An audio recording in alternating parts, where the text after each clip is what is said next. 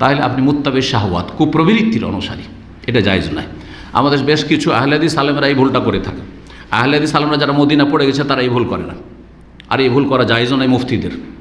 তারা কি করে, মাদ্রাসাতে বসে আছে, আর যখন একটা হানাফি আসলো যে আমি তো আমার স্ত্রীকে তালাক দিয়ে দিয়েছি, 3 তালাক একসাথে, তো আমাদের হানাফি আলেমরা হুজুররা তো বলছে 3 তালাক হয়েছে, তো আপনি কি বলেন? না, তোমার 1 তালাক হয়েছে, তো বিবিকে দিল হালাল করে, যেন এরা বিবি হালাল করার জন্য বসে আছে।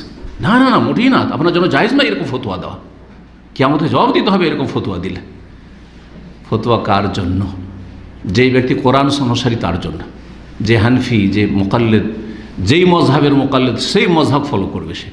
আর না হলে সে তওবা করে গিয়ার চেঞ্জ করে ফিরে আসবে। হ্যাঁ, রাস্তা আছে যে আমি আজকে থেকে কোরআন সুন্নাহর অনুসারী, আজকে আমি কোনো মজহাবের মুকাল্লিদ নই, আজকে সমস্ত মাসাইলে, তাহলে ঠিক আছে, তাহলে ঠিক আছে। এই মাসলা মদিনার বড় একজন আলেম শেখ ইমাম আব্দুল্লাহ ইবনে বাজ রহমতুল্লাহ আলাইহির সাথে, তিনি যখন ইবনে বাজ রহমতুল্লাহ আলাইহি যখন মদিনা ইউনিভার্সিটির ভাইস চ্যান্সেলর ছিলেন, আপনারা জানেন মদিনা ইউনিভার্সিটি তিনি কি ছিলেন? রাইসুল জামিয়া, চ্যান্সেলর ছিলেন। এখানে চ্যান্সেলরও হয়, ইন্ডিয়া বাংলাদেশ ভাইস চ্যান্সেলর হয়, যেন অনেকে বুঝে না যে আবার চ্যান্সেলর কেমন করে হয়। তো রাইসুল জামিয়া ছিলেন চ্যান্সেলর। সেই সময় তিনি আল আমিনুল আম, জেনারেল সেক্রেটারি ছিলেন মদিনা ইউনিভার্সিটির, আল্লামা শেখ ওমর ফাল্লাতা রাহিমাহুল্লাহ তাআলা।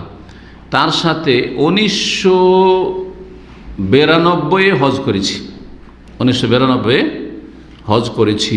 আমি বাংলা ভাষায় অনুবাদক ছিলাম হজ মৌসুমের, আমার শেষ বছর ছিল, লাস্ট ইয়ার ছিল মদিনা ইউনিভার্সিটিতে। তো মদিনা থেকে গেলাম, মদিনায় 1 মাস তর্জমা করলাম। তারপর হজ মৌসুমে আমাদেরকে নিয়ে গেল শেখদের সাথে, আরবি শেখদের বড় বড় শেখেরা ছিলেন, তার মধ্যে উনি ছিলেন একজন, আর ফারাইজের একজন বড় ওস্তাদ ছিলেন শেখ আব্দুল সামাদ আল খাতেব, তিনিও ছিলেন। আমি চিন্তা করলাম বড় বড় আলেমদের সাথে থাকতে পেয়েছি এই সময় এতে মেনাতে, তো তাদের পাশে থাকে, কিছু এলেম শিখি তাদের কাছ থেকে।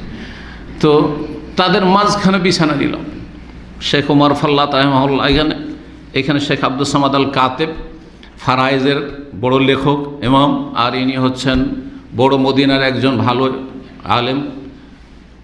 আর তারপরে মাসলা মাসাইল খালি জিজ্ঞেস করতে থাকি, আর এমনিও তারা বলতে থাকেন। তো শেখ ওমর ফাল্লাত রহমতুল্লাহ আলাইহি কোরআন সুন্নাহর অনুসারী, হাদিসের অনুসারী ছিলেন।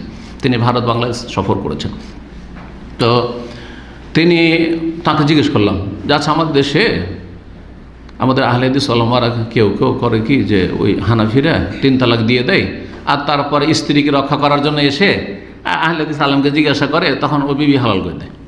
তো এই ফতোয়াটা দেওয়া কেমন?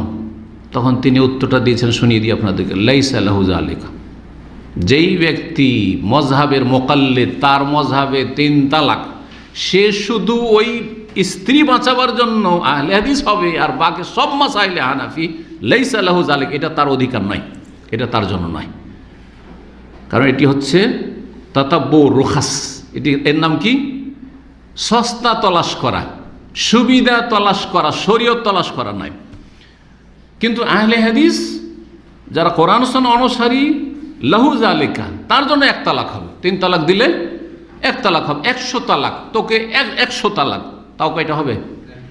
হারাম কাজ করলো এইভাবে বলা, কিন্তু 1 তালাক হবে। আশা করি বুঝতে পেরেছেন। জি হ্যাঁ। আচ্ছা, আর একটা কথা এখানে জেনে নেন, আর এটা প্রশ্ন, গুরুত্বপূর্ণ প্রশ্ন। এক শ্রেণীর মজহাবধারী আলেম বা মজহাবের সাথে তাদের খুব প্রীতি রয়েছে, হ্যাঁ, কিন্তু তারা নিজেদেরকে অথবা তাদের ভক্তরা তাদেরকে বলে যে সহি আকিদা লিখছে। কেউ যদি 4 মজহাবের কোনো এক মজহাব ফলো না করে স্বাধীনভাবে কোরআন হাদিসের অনুসরণ করে, তাহলে সেই ব্যক্তি নফসের গোলাম। কথা ঠিক না ভুল? ভুল কথা। আহলে হাদিসরা কোনো মজহাবের অন্ধ অনুসারী নয়, সালাফিরা আহলে হাদিসরা কোনো মজহাবের অন্ধ অনুসারী নয়, না আবু হানিফার, না শাফির, না মালিকের, না আহমদের, ঠিক কিনা? তারা কিসের অনুসারী?